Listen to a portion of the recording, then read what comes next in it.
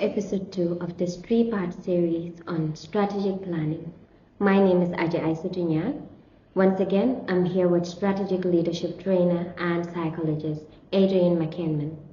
In the first episode, you explained how to set up strategic planning meetings for success. However, you didn't mention your 42-point strategic planning framework. Could you please tell us what it is?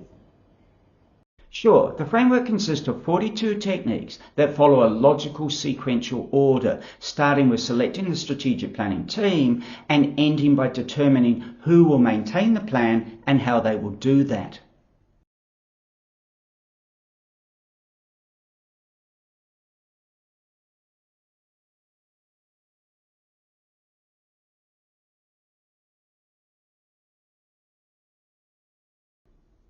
The framework helps two groups of people.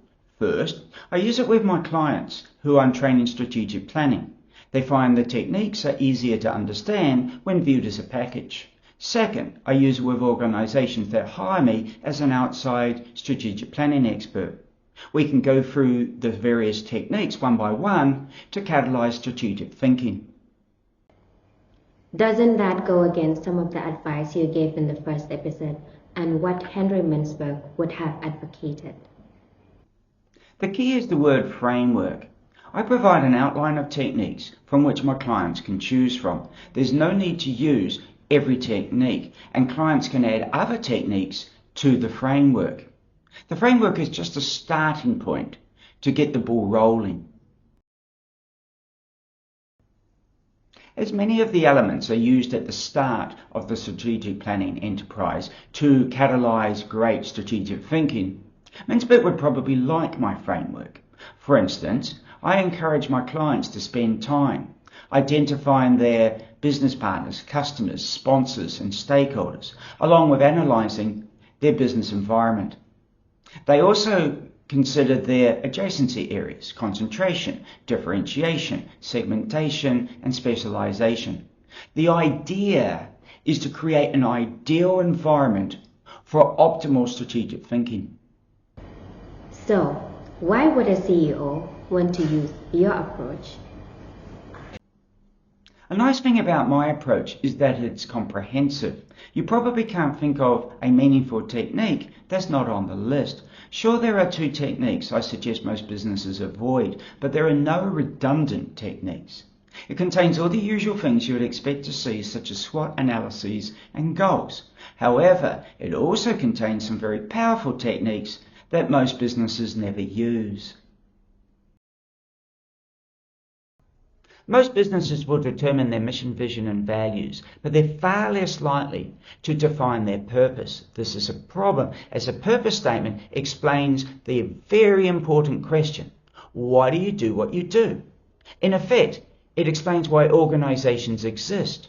If an organisation can't clearly and concisely explain its purpose, then how can you expect it to excite and guide its customers, employees and stakeholders?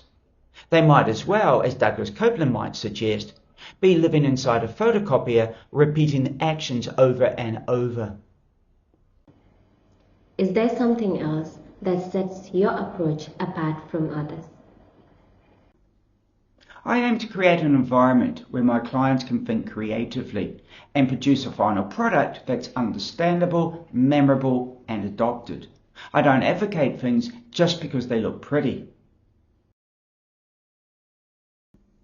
For instance, because many clients have asked me about balanced scorecards, I include them as part of my 42-element framework, but I don't encourage them. They have certain advantages, such as providing structure for your strategy and a common communication approach, but they're too overwhelming, require too much leadership commitment, and are too rigid.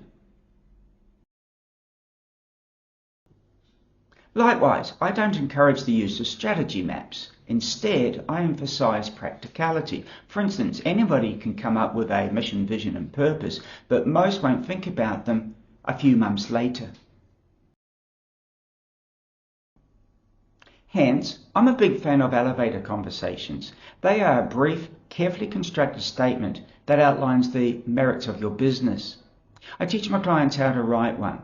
and encourage them to say it daily so that it rolls off the tongue smoothly, appears spontaneous, and arouses the recipient's curiosity. Which of the 42 points would you emphasize the most? That's an easy question. I emphasize values. Your values explain who you were, determine who you are, and shape who you will become. Organisational values are the same in that they are the core of every business. Consciously prioritising your values and then setting goals based on those values will mean you increase the chances of achieving what really matters to you.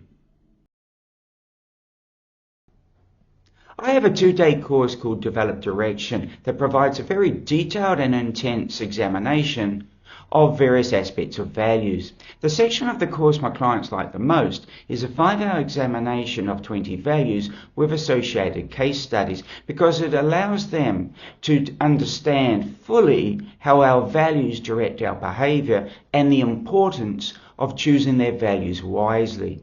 I teach my clients to choose their values, define them, work out why they're important to them, make decisions based on them, because, as businessman Roy Disney has suggested, when your values are clear to you, making decisions becomes easier. Do you have any final thoughts about using your 42-point strategic planning framework? Yes, ensure your strategic plan has a BHAG. Maybe sole proprietors and mum and pop stores don't need to dream of world domination, but aiming to be phenomenal in customer relations, products and services makes sense. Hence, cease any limiting views you have of yourself and your colleagues. Courageously create an inspirational and clear Big Hairy Audacious Goal that stretches the imagination. And work hard and smart, and then you just might supersede your wildest dreams.